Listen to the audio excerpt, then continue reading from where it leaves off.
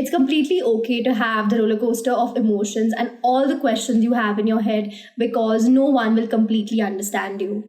Being a teenager is no joke. I think the amount of pressure teenagers have to go to is crazy. So, we asked you what's the biggest pressure you are facing. I'm going to be reading out some of them and I will be giving you advice for them. Boards, college, admission, and career.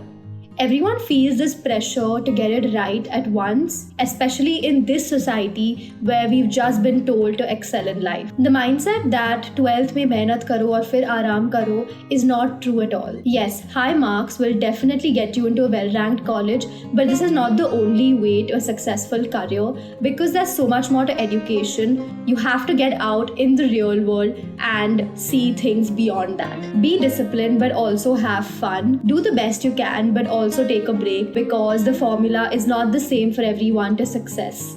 To fit in the beauty standards. The pressure to look a certain way definitely begins in your teenage years and we do not know how to deal with it. The best thing is to keep people close to you, those who do not make you feel ashamed of how you look. What helped me was setting boundaries for those people who body shame you and make you feel that you don't look good. Because I feel this is what is going to make you feel more confident and stronger. I feel beauty standards are constantly changing because there is no perfect definition of what's good or what's beautiful. That's why don't try to fit yourself into a mold which you feel can change easily the next day. In fact, just be yourself. Fake friends who pretend to be your best friends but don't even understand your emotions or your feelings. This is really a tough one because as you grow older and as you grow mature, you realize who your real friends are. I realized this when I started relying more on myself and I stopped seeking validation from other people. When your friends don't care about you or understand you, it's time to draw a line and move on from the toxicity. Just pretending to be friends with someone when they make you feel horrible is not the way to lead your life.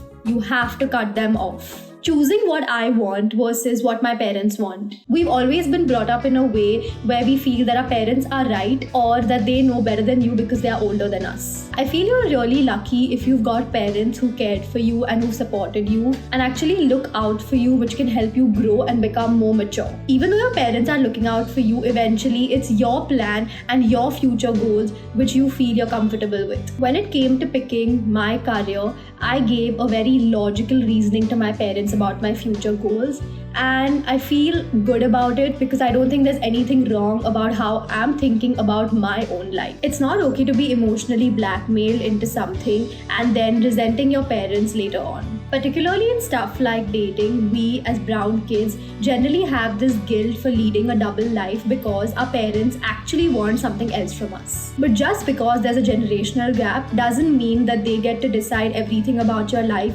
It's you who has to figure out everything for yourself. I feel there's a lot of difference between me and my parents and my friends too. People don't understand me. I feel you're in that stage of life where you're figuring out yourself, your career, your love life, and your friendships. It's completely okay to have the roller coaster of emotions and all the questions you have in your head because no one will completely understand you. This distance stems from that. Even if they don't understand you right now, it's important to make efforts to bridge the gap. And it goes both ways because you and them both have to show efforts. It is important to understand that everyone is different and it's not possible to understand you completely. Give it time, communication will get better and you will definitely start enjoying your company. If the isolation becomes too difficult and you start getting anxious, I think it's important for you to seek professional help. Fear of being rejected by people. Fears of rejection and failure is the worst because it makes you feel more inferior and makes you feel that you're not good enough. But I feel rejections will happen at a certain point in your life. People will reject some part of you or simply grow apart and that will make you feel that they are rejecting who you are. But you need to understand that people are not always rejecting you or something that you've done, but maybe it's because of their insecurities and some reasons that they had. The key is to stop letting people drive your self-esteem and validation. So the best thing to do is not take it personally because there may be some reasons which you're not aware about. That's why just focus on yourself because that's what's going to take you far. If you like this video, go check out Riya's video where she gives more teenage advice.